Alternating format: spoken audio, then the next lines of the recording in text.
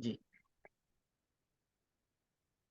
संजय उवाच तं तथा कृपयाविष्टं शुकुलेक्षणं विषिदन्तमिदं वाक्यम् उवाच मधुसूदनः। संजय ने कहा, करुणा से व्याप्त, शोक युक्त, अश्रुपूरित नेत्रों वाले अर्जुन को देखकर मधुसूदन कृष्ण ने ये शब्द कहे। अभी देखिए, एक समझने वाली बात यहाँ आती है ना? अभी जो है, अभी तक अर्जुन ने जो है केवल और केवल कौन बोल रहे थे? अर्जुन जो है बोल रहे हैं, है ना? अभी इतना पहले अध्याय में हमने देखा 46 श्लोक थे, है ना? 46 श्लोक में से कुछ श्लोक जो हैं वो संजय बोल करके बता रहे हैं, जिसमें से जो दुर्योधन जो है, उन्होंने सेना के सैनिक जो हैं, सैनिकों के बारे में दुर्योधन ने द्रोणाचार्य को जो है बखान किया है ना? और फिर संजय जो हैं, किसने कौन-कौन से शंख बजाए हैं, उन शंखों के बारे में जो है वर्णन करते हैं। फिर उसके बाद जो है अर्जुन जो है, जब अर्जुन भगवान कृष्ण को रथ को जो है दोनों सेनाओं के मध्य ले जाने के लिए कहते हैं, उसके बाद से जो है केवल और केवल अर्जुन ही बोले जा रहे हैं, है ना? भगवान कृष्ण ने एक भी शब्द अर्जुन को नहीं बोला। अब जब अर्जुन शोक युक्त होकर के अश्रुपूरित नेत्रों से जो है अर्जुन थक हार करके बैठ गए हैं और बोल रहे हैं कि मुझे कुछ समझ नहीं आ रहा है ना? तो अब जो है संजय बोल रहे हैं कि इस प्रकार से करुणा से व्याप्त हुए अर्जुन को देखकर, शोक से पूरित हुए आंखों में आंसू लिए हुए अर्जुन को देखकर भगवान मधुसूदन कृष्ण जो हैं, वो ये शब्द कह रहे हैं। श्रीभगवानुवाच कृतस्त्वाकशमलमिदं विषमे समुपस्थितम् अनार्यजुष्टमस्वर्ग्यम् अकीर्तिकरमर्जुन। श्री भगवान ने कहा, हे अर्जुन, तुम्हारे मन में यह कल्मश आया कैसे? यह उस मनुष्य के लिए तनिक भी अनुकूल नहीं है जो जीवन के मूल्य को जानता हो। इससे उच्च लोक की नहीं अपितु अपयश की प्राप्ति होती है ना? अभी देखिए, भगवान कृष्ण जो हैं, वो अर्जुन को बोल रहे हैं कि तुम्हारे मन में ये इस प्रकार की जो एक दूषितता है जो, वो किस प्रकार से आई है? तुम्हारे मन में ये कल्मश किस प्रकार से आया, ये गंदगी किस प्रकार से आ सकती है? क्योंकि यह गंदगी उस मनुष्य को तो कतई शोभा नहीं देती। उस मनुष्य के लिए ये बिल्कुल भी अनुकूल नहीं है जो जीवन के मूल्य को जानता हो। भगवान कृष्ण भी यह चीज बता रहे हैं कि अर्जुन जो है, अर्जुन केवल एक महान क्षत्रिय नहीं है, अर्जुन एक महान ज्ञानी भी हैं, अर्जुन एक महान भक्त भी हैं। और भगवान कृष्ण यह भली भांति जानते हैं कि अर्जुन के अंदर ये समस्त प्रकार के गुण उपस्थित हैं। और अर्जुन को जो है भगवान बोल रहे हैं कि यह उस मनुष्य के लिए तो तनिक भी अनुकूल नहीं है जो जीवन के मूल्य को जानता हो। और जिस मनुष्य को जीवन के मूल्य का पता है, जिसको अपने धर्म के बारे में पता है, वो अगर इस प्रकार के अपने धर्म के अनुसार अपना कर्म करने में अगर कोई पीछे हटता है, ऐसी गंदगी के कारण या ऐसे अज्ञान के कारण, तो भगवान कृष्ण बोल रहे हैं कि ऐसा अज्ञान उस मनुष्य को उच्च लोक की प्राप्ति नहीं, बल्कि अपयश की प्राप्ति करवाता है। जी। क्लेब्यमास्मगमः पार्थ नैतत्त्वत्युपपद्यते क्षुद्रं हृदय दौर्बल्यं त्यक्तोवतिष्ठ परन्तप। हे पृथा पुत्र, इस हीन नपुंसकता का को प्राप्त मत हो, यह तुम्हें शोभा नहीं देता। हे शत्रुओं के दमन करता, हृदय की शुद्र दुर्बलता को त्याग कर युद्ध के लिए खड़े हो। भगवान कृष्ण अर्जुन को कह रहे हैं कि हे पृथा के पुत्र, इस हीन नपुंसकता का को प्राप्त मत हो, है ना? जो तुमको ये नपुंसकता है, क्योंकि तुमको तुम्हारा कर्तव्य पुकार रहा है, तुमको तुम्हारा धर्म पुकार रहा है। और अपने धर्म की पुकार सुनो, अपने कर्म की पुकार सुनो, और कर्म के समय इस नपुंसकता को प्राप्त मत हो, क्योंकि यह तुम्हें कतई शोभा नहीं देता। हे शत्रुओं के दमन करने वाले, हे शत्रुओं का नाश करने वाले, क्योंकि अर्जुन ने जो है इतने अपने समस्त प्रकार के जो भी शत्रु हैं, उनको हमेशा जो है उन्होंने हर युद्ध में जो है उनको मात जो है प्रदान की है ना? तो यहाँ पर जो है भगवान कृष्ण जो है अर्जुन को बोल रहे हैं कि हे शत्रुओं के दमन करने वाले, हे शत्रुओं के दमन करता, शत्रुओं के विनाश करने वाले अर्जुन, अपने हृदय की इस शुद्र दुर्बलता को त्याग करके युद्ध करने के लिए खड़े हो, अपना कर्म करने के लिए खड़े हो। अर्जुन उवाच कथमं भीष्ममहं संख्ये द्रोणं च मधुसूदन इषुभिः प्रतियोत्स्यामि पूजाहार पूजाहारवरिसूदन।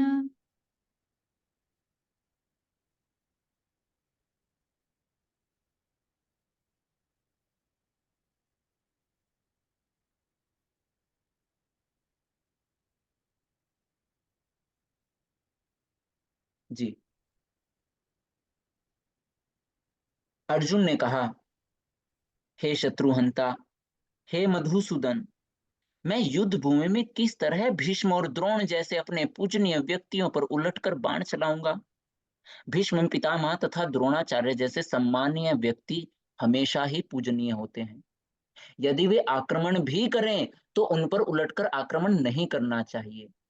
और यह सामान्य शिष्टाचार है कि और गुरुजनों से वाग युद्ध यानी कि वाक युद्ध यानी कि शब्दों का भी वो नहीं किया जाता, मतलब उच्च स्वर में बात नहीं की जाती है ना।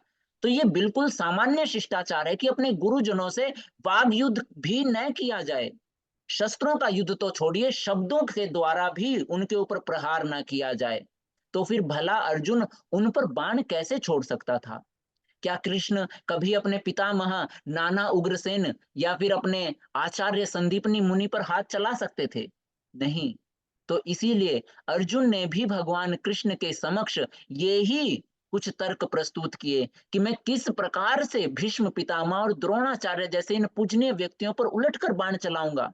क्योंकि अगर आपके सामने आपके पितामह हो और आपके नाना उग्रसेन या फिर आपके आचार्य, आपके गुरु सांदीपनी मुनि आ जाएं, तो मुझे विश्वास है कि आप भी उन पर जो है हाथ नहीं चला सकते।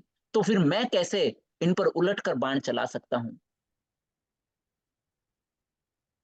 गुरून् हत्वा हि महानुभावान् श्रेयो भोक्तुं वेक्ष्यमपीह लोके हत्वार्थकामांस्तु गुरूनिहैव भुञ्जीय भोगान् रुधिरप्रदिग्धान्। ऐसे महापुरुषों को जो मेरे गुरु हैं, उन्हें मारकर जीने की अपेक्षा इस संसार में भीख मांग कर खाना अच्छा है। भले ही वे सांसारिक लाभ के इच्छुक हों, किंतु हैं तो मेरे गुरुजन ही। यदि उनका वध होता है तो हमारे द्वारा भोग्य प्रत्येक वस्तु उनके रक्त से सनी होगी, है ना? तो अर्जुन अर्जुन बोल रहे हैं कि ऐसे महापुरुष जो हमेशा पूजनीय हैं, जो मेरे गुरु हैं, उन्हें मारकर जीने की अपेक्षा है कि मैं इस संसार में भीख मांग करके खाना खाऊं। मैं उनकी हत्या करके किसी भी प्रकार के धन लाभ की इच्छा नहीं रखता, क्योंकि मेरे द्वारा उन्हें मारकर प्राप्त किया गया समस्त भोग्य वस्तु उनके रक्त से सनी होगी। और मैं इस प्रकार के सांसारिक लाभ का इच्छुक बिल्कुल भी नहीं हूं।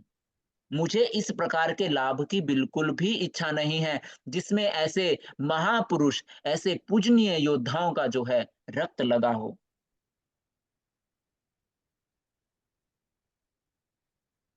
न चैतद्विदं कतरन्नो गरीयो यद्वा जयेम यदि भानो जयेयुः यानेव हत्वा न जिजीविषामस्तेव स्थिताः प्रमुखे धार्तराष्ट्राः। हम यह भी नहीं जानते कि हमारे लिए क्या श्रेष्ठ है, उनको जीतना या उनके द्वारा जीते जाना। यदि हम धृतराष्ट्र के पुत्रों का वध कर देते हैं तो हमें जीवित रहने की आवश्यकता नहीं है। फिर भी युद्ध भूमि में हमारे समक्ष फिर भी वे युद्ध भूमि में हमारे समक्ष खड़े हैं, है ना? तो अर्जुन बोल रहे हैं कि हम तो यह भी नहीं जानते कि हमारे लिए श्रेष्ठ क्या है, वो हम पर विजय प्राप्त करें या फिर हम उन पर विजय प्राप्त करें। इसमें से सही क्या होगा, है ना? अर्जुन जो है यहाँ पर असमंजसता प्रकट कर रहे हैं। अर्जुन को समझ ही नहीं आ रहा कि वो करे तो करे क्या?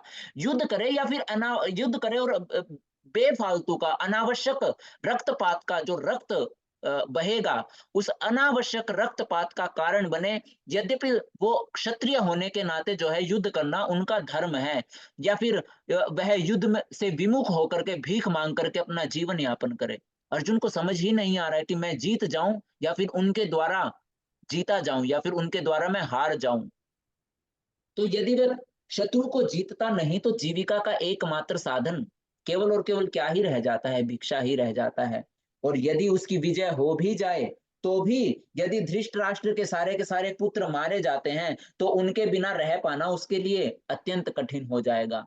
इसीलिए अर्जुन बोल रहे हैं कि हम यह भी नहीं जानते कि हमारे लिए क्या श्रेष्ठ है, उनको जीतना श्रेष्ठ है या फिर उनके द्वारा जीते जाना श्रेष्ठ है। यदि हम धृतराष्ट्र के पुत्रों का वध कर देते हैं तो हमें जीवित रहने की आवश्यकता ही नहीं है, क्योंकि उनका वध करके हमसे जीवित रहा ही नहीं जाएगा। उनके बिना हमारा रहना जो है वो क्या होगा? कठिन होगा, अत्यंत कठिन होगा। और उस दशा में यह उसके दूसरे प्रकार की हार होगी, क्योंकि उसने अपने सगे संबंधियों को मार दिया है और सगे संबंधियों को मारने के बाद अब उसका जीना जो है वो अत्यंत कठिन हो गया है ना? तो अर्जुन बोल रहा है कि मेरी तो दोनों दशाओं में जो है हार हो रही है। उनको मार करके भी मेरी हार है और उनके द्वारा हारे जाने से भी मेरी हार है। तो अर्जुन जो है, अर्जुन को समझ ही नहीं आ रहा है कि वास्तविकता में किया जाए तो क्या किया जाए? कार्पण्यदोषोपहतः स्वभावः पृच्छामि त्वां धर्मसम्मूढचेताः यच्छ्रेयस्यानिश्चितं ब्रूहि तन्मे शिष्यस्तेऽहं शाधि मां त्वां प्रपन्नम्। अब मैं अपनी कृपण दुर्बलता के कारण अपना कर्तव्य भूल गया हूँ और सारा धैर्य खो चुका हूँ। ऐसी अवस्था में मैं आपसे पूछ रहा हूँ कि जो मेरे लिए श्रेष्ठकर हो उसे निश्चित रूप से बताएं। अब मैं आपका शिष्य हूँ और आपके शरणागत हूँ, कृपया मुझे उपदेश दें। तो अर्जुन जो अभी भगवान कृष्ण से हे जनार्दन, हे कृष्ण, हे अच्युत, है ना, एक सखा भाव में जो भगवान कृष्ण से जो है वार्तालाप कर रहे थे कि हे अच्युत, इस रथ को जो है दोनों सेनाओं के मध्य ले चलो, है ना, जो इस प्रकार से एक मैत्री भाव में जो वार्ता कर रहे थे, अभी अर्जुन जो है बोल रहे हैं कि मैं अपनी कृपण दुर्बलता के कारण, इस कृपणता के कारण मैं अपने कर्तव्य को भूल चुका हूँ। मेरा सारा धैर्य जो है वो सर्वनाश हो चुका है और इस अवस्था में मुझे कुछ समझ नहीं आ रहा है। और मैं इस अवस्था में आपसे करबद्ध निवेदन करके पूछ रहा हूँ कि कृपा करके मुझे निश्चित रूप से बताएँ कि मेरे लिए श्रेष्ठकर क्या है?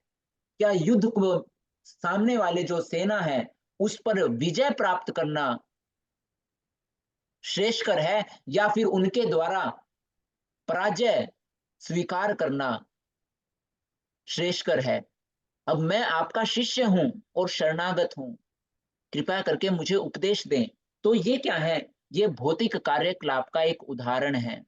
प्रभुपाद जी बोलते हैं कि यह प्रकृति का नियम है कि भौतिक कार्यकलाप की प्रणाली ही हर किसी के चिंता का कारण है। पैसा, धन, संपत्ति, दौलत, है ना, पत्नी, बच्चे या इस तरीके से, है ना, तो केवल और केवल जो जितने भी ये भौतिक कार्यकलाप हैं या भोग से संबंधित जितने भी कार्य हैं, कर्म हैं, हर किसी की चिंता का कारण आज के समय, केवल आज के समय नहीं, अपितु हर समय, हर किसी की चिंता का कारण केवल एक ही है। वो है भौतिक इच्छाओं से संबंधित जितने भी आपके कार्यकलाप हैं, है ना? यानी कि पैसा हो गया, धन आपके जो है इंद्रिय तृप्ति के लिए जितने भी आप कार्य करते हैं या उनसे संबंधित जो भी कर्म करते हैं, वही सारे जो है आज के समय जो है मनुष्य की जो है चिंताओं का कारण है। चाहे किसी के पास कितना ही पैसा क्यों ना हो, है ना? अगर आप अंबानी अडानी के पास जाकर के आप उनसे पूछें, क्योंकि अंबानी जो है वो हमारे देश के जो है, हमारे देश के नहीं, इवन विश्व के जो है प्रसिद्ध अमीर इंसानों में से जो है एक है ना?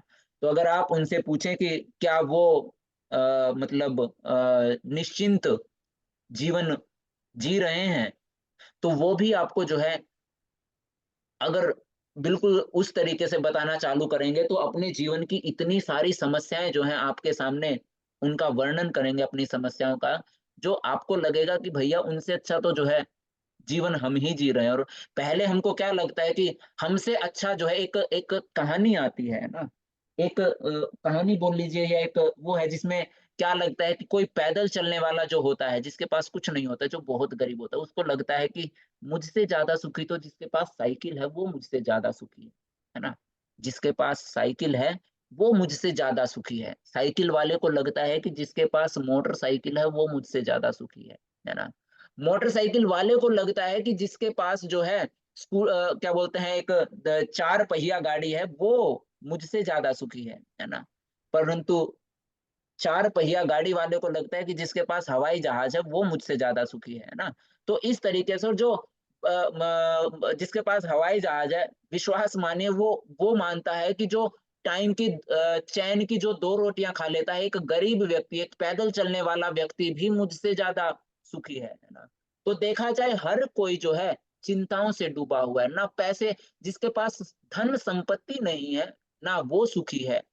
और जिसके पास धन संपत्ति भी है, वो भी सुखी नहीं है, है ना? तो यहाँ पर जो है चिंताएँ हर किसी के जीवन में है। विशेष जो है विभिन्न प्रकार से जो है हर कोई जो है चिंताओं से ग्रस्त है, और उन चिंताओं का कारण क्या है? केवल और केवल एक ही कारण है, भौतिक कार्यकलाप, या अपने भौतिक इंद्रियों के को तुष्ट करने से संबंधित जितने भी कार्यकलाप हैं, उन्हीं के कारण हर कोई जो है चिंताग्रस्त है। और प्रभुपाद जी बोलते हैं कि इन भौतिक क्लापों की प्रणाली पे हर पग पर हमको पर हर पग-पग पर जो है हमें उलझन मिलती ही मिलती है। और इन उलझनों का हल जो है हमको कोई और नहीं दे सकते। केवल और केवल एक प्रामाणिक गुरु ही हमको इन समस्त भौतिक कार्यकलापों के इस जंजाल से हमको बाहर निकाल सकते हैं और वास्तविक सुख प्रदान कर सकते हैं। एक प्रामाणिक गुरु के पास हमको जाना आवश्यक है, जो इस जीवन के उद्देश्य को पूरा करने के लिए समुचित पथ प्रदर्शक बने, और हमको जो है समुचित पथ निर्देश दे सकें कि किस प्रकार से इस भौतिक कार्यकलाप के जो है झूठे जंजाल से निकल करके जो अ, सर्वश्रेष्ठ जो शांति जो है ना?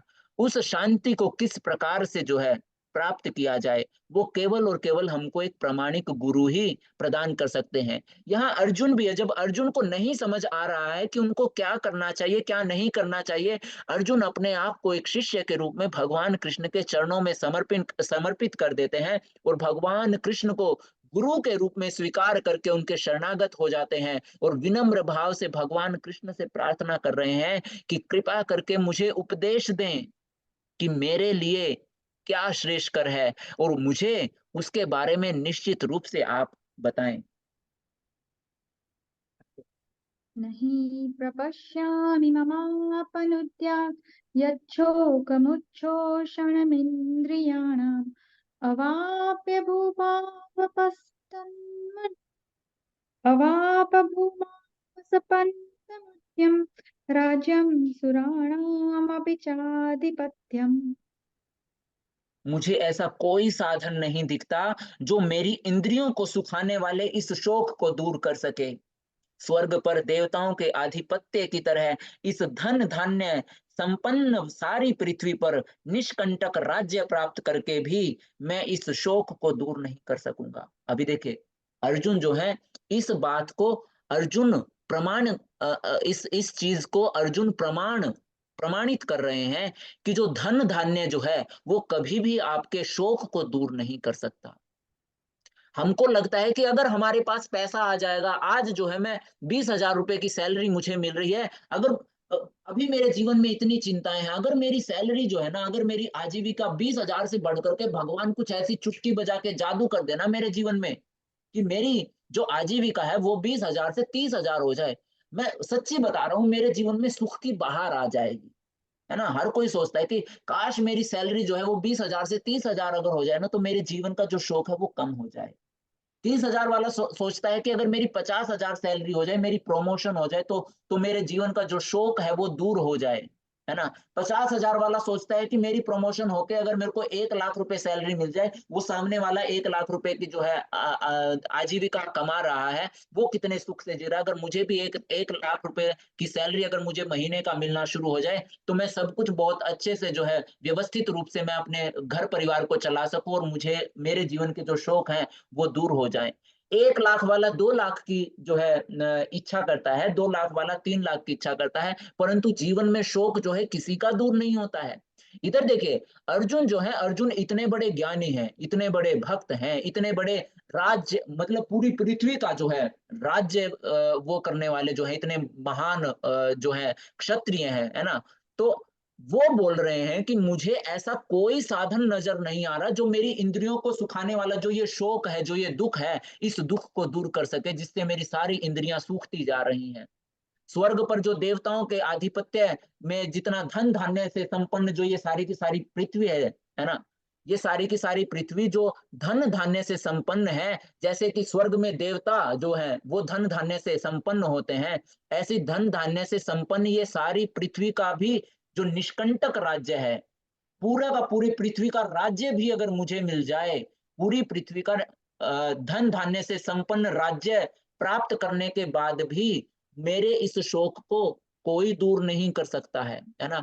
तो हम सोचते हैं कि 10,000 रुपए या 50,000 रुपए सैलरी बढ़ जाए तो हमारा शौक दूर हो जाए। अर्जुन बोल रहे हैं कि जिस प्रकार से सारे के सारे देवी-देवता धन-धान्य से संपन्न रहते हैं, उसी प्रकार से इस पृथ्वी का अगर सारा का सारा धन-धान्य भी अगर मुझे प्राप्त हो जाए, पूरे के पूरी पृथ्वी के धन-धान्य से संपन्न ये पूरा राज्य भी अगर मुझे प्राप्त हो, तो भी मेरे शौक को कोई दूर नहीं कर सकता है ना? तो यहाँ पर जो है अर्जुन बताते हैं कि धन-धान्य जो है, वो कभी आपके शौक को दूर नहीं कर सकता। अगर हम धन अर्जित करने के लिए अपने इस कीमती जीवन को गँवा रहे हैं, तो सबसे बड़ी मूर्खता हम कर रहे हैं। हम दिन प्रतिदिन जो ये सोचकर हम उठते हैं कि आज हम काम पर जाएँगे और आज कुछ प्रमोशन मतलब प्रमोशन के लिए हम काम करेंगे ताकि सैलरी बढ़ सके, ताकि मेरे जीवन में सुख उस सैलरी से बढ़ी हुई सैलरी से हमको सुख प्राप्त हो सके, तो आप अपने इस कीमती जीवन को जो व्यर्थ कर रहे हैं। क्योंकि आपके किए गए सारे के सारे इन भौतिक शौकों को दूर करने के प्रयास किसके माध्यम से? उन भौतिक कार्यकलापों के माध्यम से आप केवल और केवल असफलता को ही प्राप्त करेंगे। क्योंकि अर्जुन यहाँ पर घोषणा कर रहे हैं कि पूरी की पूरी पृथ्वी का भी धन-धान्य अगर अर्जुन को प्राप्त हो, तो वो भी अर्जुन के शौक को दूर नहीं कर सकता और ये परम सत्य है। जिस तरीके से मैंने एक गरीब जो व्यक्ति है उसका उदाहरण दिया और अंबानी का उदाहरण दिया। यहाँ हर कोई शोकग्रस्त है। पृथ्वी पृथ्वी लोक जो है इसको कहा ही दुखालयम गया है ना? दुखालयम अशाश्वतम जो पृथ्वी है वह दुखों का घर है। यहाँ पर सुख है ही नहीं। सब कुछ अशाश्वत है। अगर दुःख है, वो भी अशाश्वत है, जो हमेशा-हमेशा नहीं रहता है। अगर सुख भी आपको कुछ कुछ पल के लिए झूठा सुख आपको मिल भी जाता है, तो वो भी हमेशा-हमेशा आपके साथ नहीं रहता है। तो हम जो है अपने इस कीमती जीवन को कौन से झूठे सुख में जो है बिता रहे हैं। हमने अपनी जो है जीवन काल के जो है इतने सारे जो वर्ष जो हैं, वो हमने गँवा दिए केवल झूठे सुख को प्राप्त करने के लिए, जिससे आज तक भी हमारा आप में से कितने लोग बोलते हैं कि प्रभु हमारे तो जीवन के दुःख जो हैं वो सारे खत्म हो चुके हैं। हम तो बिल्कुल ब्रह्म की अवस्था में आ चुके हैं, जैसा ऐसा लगता है कि अपुनिच भगवान है ना, हमसे बड़ा तो सुखी कोई नहीं है। कौन है यहाँ पर ज़रा देखो क्योंकि मेरे तो जीवन में ऐसा कुछ और नहीं हुआ है। हरे कृष्णा। किनको जो है मतलब बढ़िया सब कुछ करके या मतलब प्रमोशंस मिलने के बाद भी जो है आज बड़े शांति भरा जीवन जी रहा है। कोई भी नहीं है, कोई भी नहीं है। अगर कोई हाथ उठा भी लेता है तो विश्वास मानिए वो अपने आप को जो है झूठा दिलासा ही दे रहे हैं, है ना? इस जगह पर कोई सुखी नहीं है। केवल एक नस्ल बोल लीजिए या केवल एक प्रकार के लोग ही इस जो है अ, धराधाम पर सुखी हैं। वो हैं केवल और केवल कृष्ण के शुद्ध भक्त। केवल और केवल कृष्ण को समर्पित भक्त ही सुखी हैं, जो अपने आप को हर स्थिति हर परिस्थिति में भगवान का नित्य दास समझ करके, चाहे जीवन में सुख आए, चाहे जीवन में दुख आए, हर किसी को भगवान के आशीर्वाद के रूप में स्वीकार करता है और बिना विचलित हुए जीवन के हर पग पर जो है चलता रहता है भगवान का जो है सानिध्य में रह करके, और हमेशा जो है ना किसी प्रकार के सुख के प्रति आसक्त होता है और ना ही किसी प्रकार के दुख से जो है विचलित होता है। अन्यथा जितने भी लोग भौतिक कार्यकलापों से लिप्त होकर के अपने इस जीवन में जो है भौतिक इंद्रियों की तृप्ति में लगे हुए हैं, सारे के सारे केवल और केवल इस झूठे सुख या फिर झूठे सुख को प्राप्त करने के लिए जो है कोशिश कर रहे हैं, प्रयासरत हैं कि काश कभी ना कभी तो जो है उसके द्वारा उनके शोक को जो है दूर किया जा सकेगा, परंतु वह शोक कभी दूर नहीं हो सकता है। तो हम जो है अपने इस अध्याय को चलिए 2 श्लोक और करते हैं, फिर जो है विराम देंगे। सञ्जय उवाच एवमुक्त्वा ऋषिकेशं गुडाकेशः परन्तप न योत्स्य इति गोविन्दम् उक्त्वा तूष्णीं बभूवः। संजय ने कहा, इस प्रकार कहने के बाद शत्रुओं का दमन करने वाला अर्जुन कृष्ण से बोला, हे गोविंद, मैं युद्ध नहीं करूंगा, और चुप हो गया। धृतराष्ट्र को यह जानकर बहुत खुशी हुई होगी जब अर्जुन युद्ध न करके युद्ध भूमि छोड़ करके भिक्षाटन करने के लिए जाने के लिए सोच रहा था, किंतु संजय ने उसे पुनः यह करके निराश कर दिया, उसे फिर से यह करके उदास कर दिया कि अर्जुन अपने शत्रुओं को मारने में सक्षम है।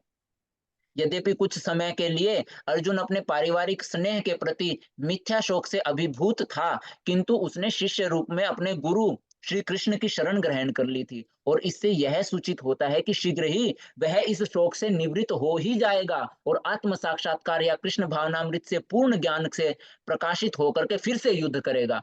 और इस प्रकार से धृतराष्ट्र का जो हर्ष था, जो खुशी धृतराष्ट्र को हुई थी कि अब तो अर्जुन युद्ध नहीं करेगा, अब मेरे बच्चों की जो है, मेरे बेटों की विजय होगी, है ना, और ये सारा का सारा जो साम्राज्य है वो मेरा बेटा दुर्योधन जो है उसका भोग भोगेगा। और इस प्रकार से धृतराष्ट्र को खुशी हुई थी, परंतु जैसे ही अर्जुन ने अपने आप को जो है भगवान कृष्ण के चरणों में एक शिष्य रूप में समर्पित किया और उनसे इच्छा प्रकट की कि मेरे लिए जो सही है वो मुझे निर्देश दें, तो कहीं ना कहीं ऐसे लक्षण दिखने शुरू हो गए कि नहीं, अर्जुन ने हार नहीं मानी है। अर्जुन भगवान से बोल रहा है कि आपको जो सही लगता है आप मुझे वो बताएं, मैं वो करूंगा। अगर युद्ध करना मेरे लिए सही है तो मैं युद्ध करूंगा, अगर इस ये युद्ध ना ही करना मेरे लिए श्रेष्ठकर है तो मैं इस युद्ध का त्याग करूंगा, है ना। तो यहाँ पर जो है अब संजय बोलते हैं कि इस प्रकार से कहने के बाद शत्रुओं का दमन करने वाले अर्जुन जो हैं वो भगवान कृष्ण से बोले कि हे गोविंद, मैं युद्ध नहीं करूंगा, और यह कहकर के चुप हो गया। जी। तमुवाच ऋषिकेशः प्रहसन्निव भारत सैन्योरुभयोर् मध्ये विषीदन्तमिदं वचः। हे भरतवंशी, यहाँ पर भरतवंशी जो है धृतराष्ट्र को पुकारा गया। हे भरतवंशी धृतराष्ट्र, उस समय दोनों सेनाओं के मध्य शोकमग्न अर्जुन से कृष्ण ने मानो हंसते हुए ये शब्द कहे। तो अब जो है भगवान कृष्ण जो है कल अर्जुन से उनके समस्त प्रकार के प्रश्नों का उत्तर देने वाले हैं, है ना। तो आज जो है हम अपने इस अध्याय को यहीं पर, मतलब आज के अपने जो इस सत्र को जो है यहीं पर विराम देते हैं, और अभी आपके जो प्रश्न हैं उन प्रश्नों को हम लेते हैं। हरे कृष्णा।